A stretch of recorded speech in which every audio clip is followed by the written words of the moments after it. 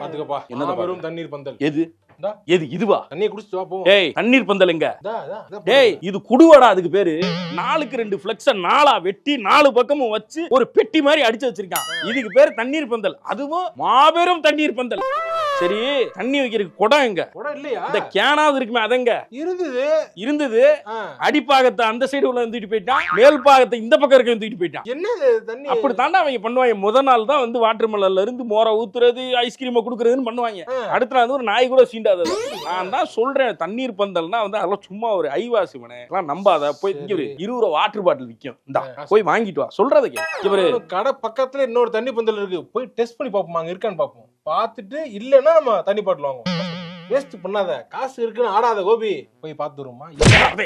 இப்பதானே சொன்னேன், நான் 5 வருஷம் உனக்கு முன்னாடி அந்த ஊருக்கு வந்துட்டேன். எத்தனை வாட்டி உன்னைய மாதிரி நான் நம்பி போய் தண்ணி இல்லாம ஏமாந்து வந்திருக்கேன் தெரியுமா? கடைசியில இந்த அதனா மண் சட்டியில வந்து பானையில அடியில இருக்கும் தண்ணி, அத காக்கா மாதிரி கல்ல போட்டு மேல வர வச்சுலாம் நான் குடிச்சிருக்கேன். சொல்றத கேளுவனே போ. அப்புறம் எதுக்கு வச்சிருக்காங்க பந்தல? தெரியலையே, அது அவன்கிட்ட போய் கேள்றா. நான் என்ன தண்ணி தவிக்கிறா, தண்ணி வாங்கித்தோடா. தண்ணி பந்தல்ங்கறாங்களே தான் கேட்டேன் நான். இவரு தேவலாம் அரசியல் செருப்பு வந்துரும்.